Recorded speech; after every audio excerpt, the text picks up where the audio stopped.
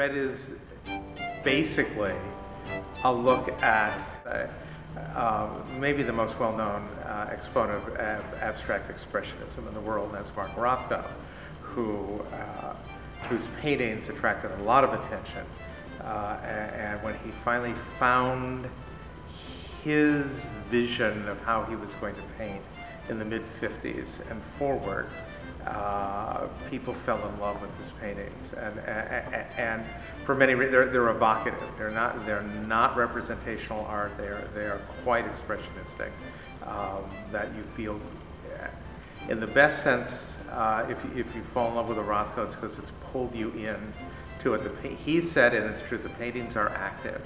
They pull you in and make you part of a story you get to create. Some people think his fuzzy squares, as some people call them, are windows or portals or doorways. Are they open? Are they closed? Where do they take you? He always says, the perfect viewing is 18 inches away from the painting. And most museums won't let you do that. But there's something powerful and unique and transcendent about his work. So the play Red is about Mark Rothko and his working with an assistant named Ken, who's a compilation of several of his assistants. And during the time that Rothko was painting the biggest commission ever handed to a painter, to a modern painter, and that was to develop a series of murals for the Four Seasons restaurant in the Seagram's building. And so this is about the experience of painting for the Four Seasons. And in this play, he talks about art, he talks about his position in the world of art. He is terrified of what the new people are doing, what Warhol is doing, what Lichtenstein is doing. They're not the same, they don't do the same, bring the same feeling to art that he wanted. But a lot of this is Rothko and Ken talking, arguing about issues of art, issues of how you see. See is a very important word in this play. They both talk about see. How do you see? What do you see? What does it look like? How that comes into play. And it's passionate, dynamic, exciting, thrilling theater.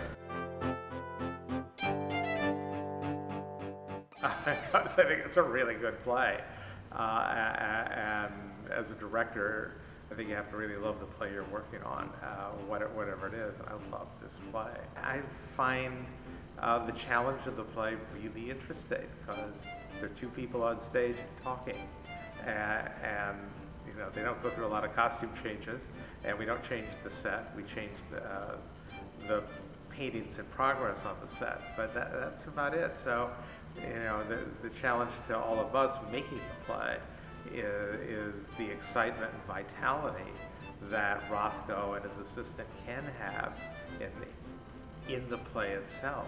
They are fascinating humans, fascinating characters, and I think that's fun to direct. The interaction between Rothko and Ken is really special, and I think ultimately quite moving. What Rothko keeps pushing Ken on, and he's rough on him, is for him to find his voice and be able to find his vision, and for him to go out and create. And ultimately, as a mentor to an assistant, as a teacher, it's very moving. And more than just, here's some paint, kid, go out and paint the world up. There's emotionally quite an impact, I think, at the end of the play.